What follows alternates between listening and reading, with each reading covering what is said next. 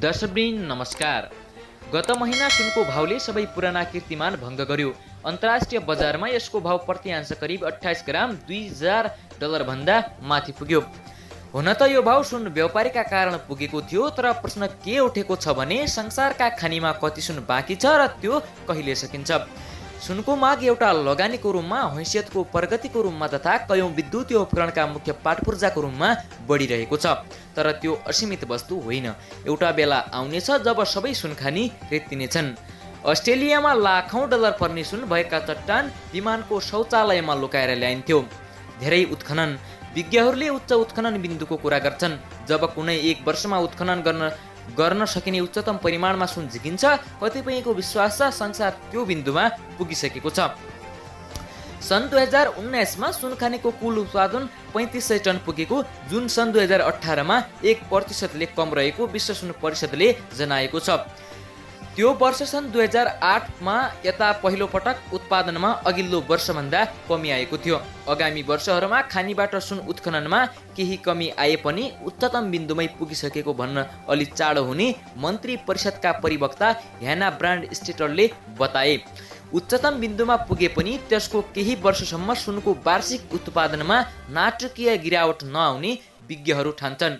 सुनखानीमा उत्पादन स्थिर तहमा पुगेको छ।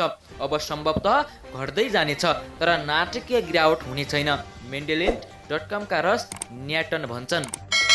दर्शकवृन्द, तपाईको मनमा यो विचार पनि आइरहेको होला कि अब संसारमा कति सुन बाँकी छ। खानी कम्पनीहरूले जमिनमा कति सुन बाँकी छ भनेर दुई किसिमबाट अनुमान गर्छन्। एउटा हो रिजर्भर्स, अहिलेको सुनको भाव अनुसार फाइदाजनक रूपमा निकाल्न सकिने सुनको परिणाम, र अर्को हो रिजोर्स, अहिलेको थप अनुसन्धानपछि उत्खनन गर्दा सम्भावित थप फाइदाजनक हुन सक्ने सुनको परिणाम। दर्शकवृन्द, सयौं सुनका सिक्का भएको 1100 वर्ष पुरानो गाडधन भेटियो।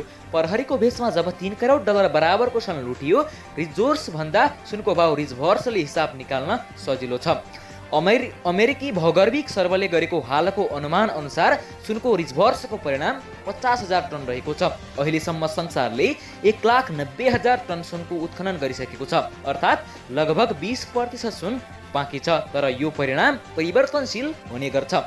नयाँ प्रविधिहरूले थप परिमाणको सुनलाई आर्थिक रूपमा फाइदा हुने गरी उत्खनन गर्न र सजिलो बनाउन पनि सक्छन्।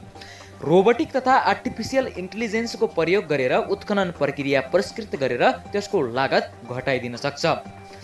दर्शकवृन्द, तपाईको मनमा यो विचार पनि आइरहेको होला कि आखिर संसारमा सबैभन्दा बढी विशाल सुनखानी भएको ठाउँ कता छ। दर्शकवृन्द, तपाईलाई हामी यो पनि जानकारी गराउँछौँ। सबभन्दा ठुलो सुनखानी इतिहासमै विशाल खानी दक्षिण अफ्रिकाको विटर स्ट्यान्डको बेसिन भएर रहेको छ। विश्वको 1/3 परिमाणको सुन त्यहाँ मात्र उत्खनन गरेर निकालिसकेको छ। अन्य ठुला खानीमा दक्षिण अफ्रिकाकै मेपोजिङ खानी, अस्ट्रेलियाका सुपर पिट तथा बोटिङटन खानी, इन्डोनेसियाको ग्राफिट खानी तथा नेभाडा अमेरिकामा खानी छन्।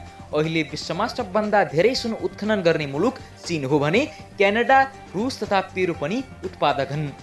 दर्शकवृन्द, चन्द्रमामा पनि सुन पत्ता लागेको छ, तर चन्द्रमाबाट सुन उत्खनन गरेर पृथ्वीसम्म ल्याइपुग्न धेरै बजेटको आवश्यकता पर्छ।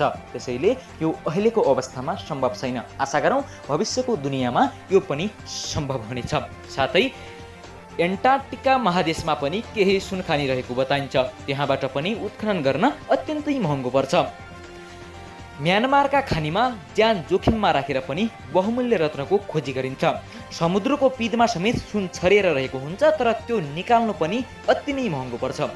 सुनको एउटा कुरा राम्रो के हो भने खनिज तेल जस्ता अन्य स्रोत जस्तो यसको उपभोग गर्ने बित्तिकै नष्ट हुँदैन। यसको पुनः प्रयोग पनि गर्न मिल्छ। त्यसैले विश्वमा सुन कहिल्यै पनि सकिने छैन। खानी रित्तिए पनि सुन रहिरहनेछ। विद्युतीय सामग्रीमा सुनको प्रयोग गरिन्छ। मोबाइल फोनमा पनि औसत रूपमा केही पाउन्ड बराबर सुन हुन्छन्। प्याकिङ गरिएका मोबाइल फोनहरूबाट सुन झिकेर पुनः प्रयोग गर्ने प्रयास सुरु भइसकेको छ। दर्शकवृन्दहरू, हामी के आशा गरौँ भने भविष्यमा सुन कहिल्यै पनि सकिने छैन, तर सुन खानीहरू सकिने छन्। हामीले के बुझ्नु पर्यो भने सुन छ तर सुन खानी छैनन्। दर्शकवृन्द, सुन त कहिल्यै पनि सकिँदैन, यानि कि नष्ट हुँदैन। त्यसैले हामीले यसलाई जतन गरेर राख्यौँ भने हाम्रा भविष्यका पुस्ताहरूले यसलाई देख्न सक्छन्। तर अन्य खानीहरू, खनिज खानीहरू जसरी यो समयमा उत्खनन भइरहेका छन् त्यसरी नै आगामी दिनहरूमा पनि उत्खनन हुने हो भने भविष्यका पुस्ताहरूले त्यो कुरा केवल कथाहरूमा मात्र पढ्नेछन्। त्यसैले हामी सबैले आफ्नो तर्फबाट खानीको उत्खनन रोकौँ, सकेसम्म खानीको उत्खनन कम गरौँ। त्यसैले यो भिडियोलाई अत्यन्तै धेरै सेयर गरिदिनु होला, किनकि नेपालमा पनि धेरै खानीहरू छन्, तिनको अन्धाधुन्ध रूपमा उत्खनन भइरहेको छ। त्यो कार्य पनि छिट्टै रोकिनुपर्छ। त्यसैले आजको यो श्रृङ्खला यहाँहरूलाई कस्तो लाग्यो हामीलाई कमेन्टमा अवश्य बताउनु होला। साथै राम्रो लाग्यो भने लाइक तथा सेयर गरी हाम्रो च्यानललाई सब्स्क्राइब गरी बेल आइकनलाई प्रेस गर्न नभुल्नुहोला। हामी अर्को श्रृङ्खलामा भेट्नेछौँ। त्यतिन्जेलसम्मका लागि हामी सबैलाई बिदा दिनुहोस्। नमस्कार।